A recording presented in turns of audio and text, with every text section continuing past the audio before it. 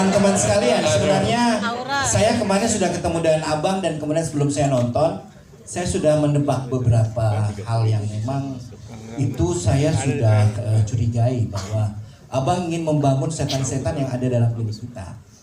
Bahwa sebenarnya itu ada a monster in your life atau dalam tubuh Anda. Dan itu berusaha dibangkitkan, disenikan. Dan saya terperangah dengan ilustrator, ada 5 ilustrator dengan 5 kematian dengan pendekatan seni itu sangat dahsyat.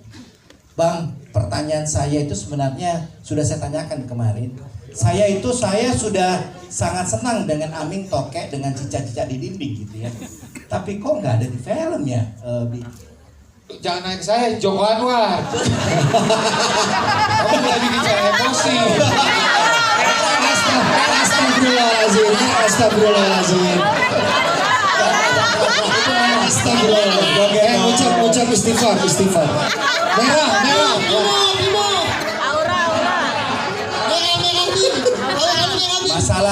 Masalah aura ini kan sangat keren nih, Bang. Dan kalau misalnya kita harus melihat pendekatan visual yang diberikan itu kan memang berkenan dengan kita.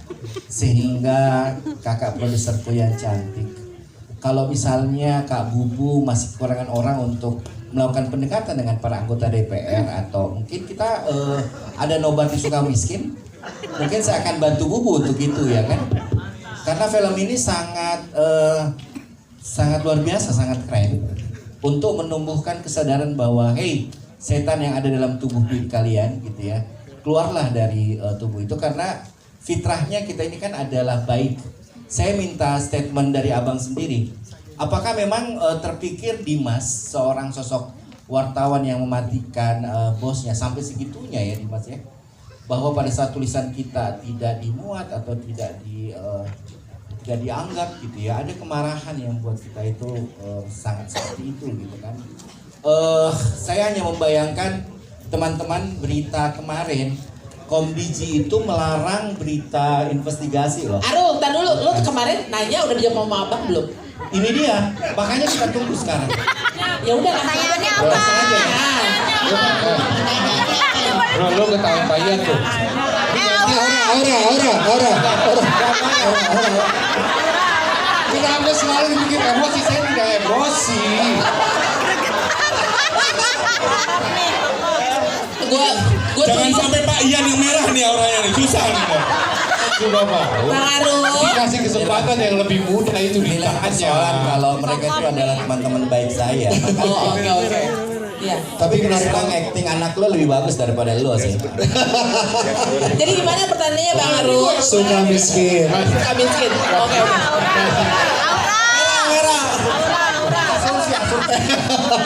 Enggak, itu kan keyakinan dia. Bisa aja. Ini ide untuk nonton di Sukamiskin itu ide yang bagus banget karena apa? Kita sebenarnya kepengen kayak filmnya ini bukan ditonton sama 10% orang yang Indonesia yang baik aja, tapi orang-orang yang kita jadikan sumber inspirasi dari cerita ini gitu. Jadi kalau misalnya kalau Arul mau bantuin kita putar di Sukamiskin, boleh juga Arul, ya? Yes. Atau kalau mau diputar di Senayan? Juga boleh. Sama Boleh juga. nobar kalau gitu ya, suka miskin sama Senayan gitu ya. Boleh. Ya. Atau yang dulu Senayan sekarang di Sukamiskin. Nah, itu juga boleh. Pokoknya semua mohon tolong dibantu Bang Arul. Sama kalau misalnya teman-teman pada mau diruat nih kayaknya Bang Arul. Bicara udah Oke. bicara pikir curang, udah Arul jangan provokatif. Enggak, itu biasa. Arul ini teman baik saya dari dulu, selalu support. Untuk kenapa lagu Cicak-Cicak di Dinding tidak ada di filmnya, karena kalau kita melihat lagu Cicak-Cicak di Dinding itu lagu children song ya. Pertama aku mau ngomong dulu kenapa kita pakai Cicak-Cicak di Dinding untuk trailer dari film Ghost in the Shell, karena children song itu kita kalau misalnya kita dengar cicak-cicak di dinding diam-diam merayap, datang seekor nyamuk hap lalu ditangkap. Kan ini ngomong soal apa? Ngomong soal predatory, ya kan? Ada makhluk yang lebih kuat dan dia memangsa makhluk yang lebih kecil gitu. Sebenarnya kita pakai karena ini mewakili dari spirit dari film ini, bahwa ini tentang bagaimana sistem yang mengenable orang-orang yang memiliki kekuasaan lebih besar untuk bisa memangsa yang lebih kecil. As simple as that. Kenapa kita cari lagu cicak-cicak di dinding?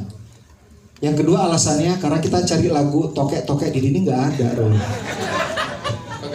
Kegedean. Jadi kita pakai cicak di dinding. Nomor 2 tadi apa Rul pertanyaannya? Udah habis. Udah. Oke.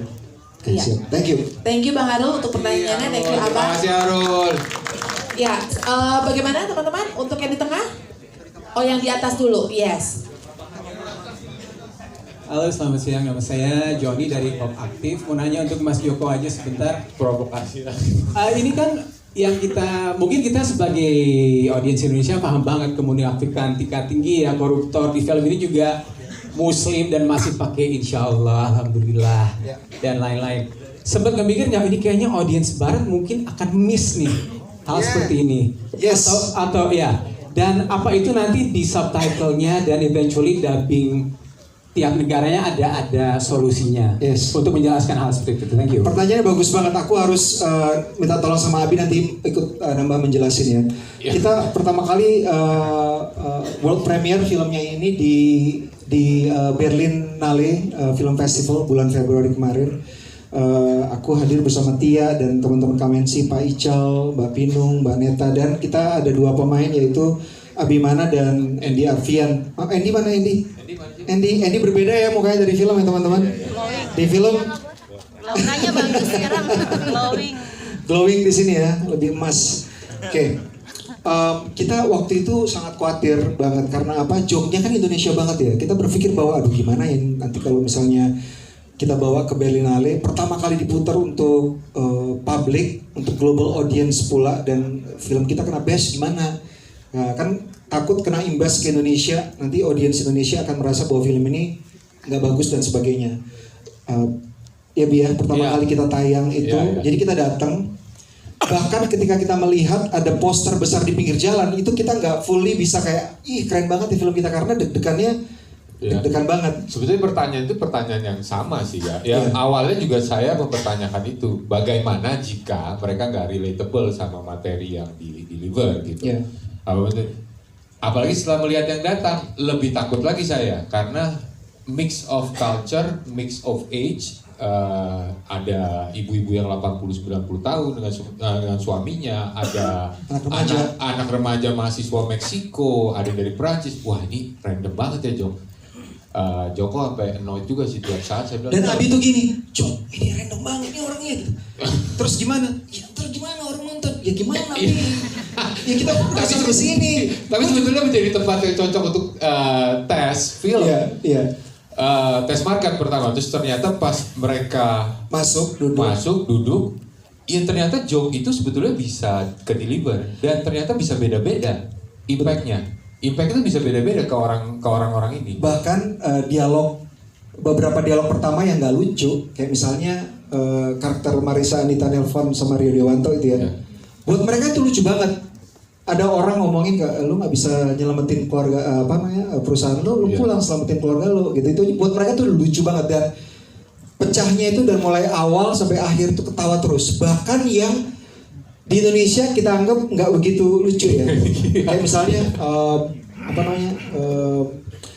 lu bakal nolongin kita nggak, Allah yang akan nolong lu, itu malah mereka ketawa banget, kayak kenapa ya mereka ketawa gitu. Dan dilihat juga sebenarnya kan menariknya Ghost in the Shell adalah sebenarnya kan mix of comedy kan.